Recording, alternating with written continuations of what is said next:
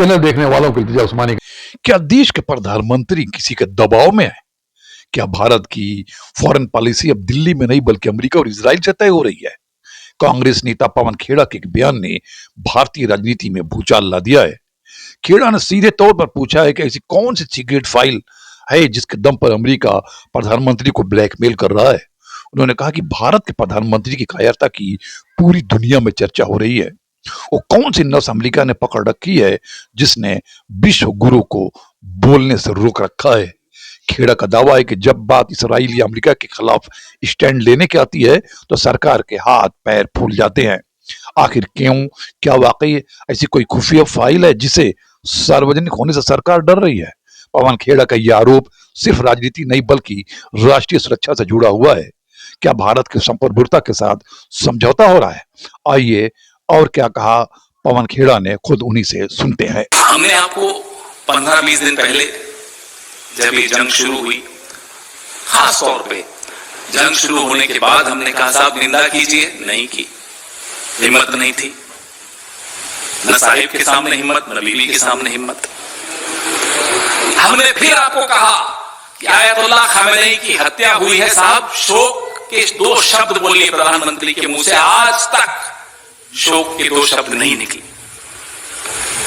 फिर दोहराते हैं मत झुकिए ईरान की तरफ, सीधे तो खड़े रहिए, और अगर सीधे खड़े रहेंगे तो निंदा भी करेंगे, शोक भी व्यक्त करेंगे, और जैसा एक सभ्य देश की सभ्य विदेश नीति होती है उसका सम्मान करेंगे।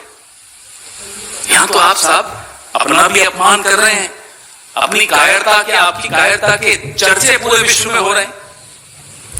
85% गैस जहां से आता है वो रास्ता ब्लॉक हो गया आपकी इस गुलामी की वजह से, आपकी इस कायरता की वजह से। मैंने आपको बताया, पहले भी बताया, हम कई बार बोल चुके हैं, हम परमाणु निरीक्षण अमेरिका की आंखों में आंखें डाल के 2 बार कर चुके हैं, 2 से ज्यादा बार कर चुके हैं। ये ताकत थी। बांग्लादेश बनाते वक्त भी आंखों में आंखें डाली थी हमने। क्या मजबूरी है आपकी? मैं फिर जानना चाहता हूं, हम सब जानना चाहते हैं, आपकी ऐसी कौन सी सीक्रेट्स अमेरिका के, एप्स्टीन के या इजराइल के पास या तीनों के पास हैं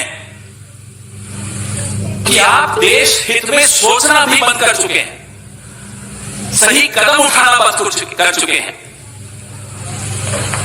ब्रिक्स के आप चेयर कर रहे हैं ब्रिक्स को, हिम्मत दिखाएंगे? हम बार बार ये दोहराते हैं, हिम्मत दिखाइए। एक विश्व को एक नैतिक नेतृत्व की आवश्यकता है जो हमेशा भारत ने दिया है। आप में वो हिम्मत क्यों नहीं आ पा रही? जब आइरिस देना को हमारे आंगन में अमेरिका ने टॉर्पीडो किया, हिंद महासागर में हम खामोश रहे। हमने फिर कहा निंदा कीजिए, हमने फिर पूछा आपसे कि न्यूक्लियर सबमरीन आपके पड़ोस में आ गया और आपको क्या जानकारी नहीं थी, और जानकारी थी तो आप चुप रहे। ये गुलामी नहीं है तो क्या है, हमें बताइए।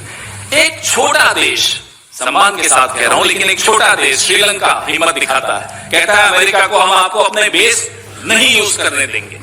और हम एक पहाड़ सा देश है, बड़ा देश है, ताकतवर देश है, 75 साल से एक ताकत, एक गुडविल, हमने एक नाम कमाया है, और हम हिम्मत नहीं जुटा पा रहे अमेरिका को एक बार आंख दिखाने की कि हमारे इंडियन ओशन में आकर आपने हमारे मेहमान को क्यों मारा।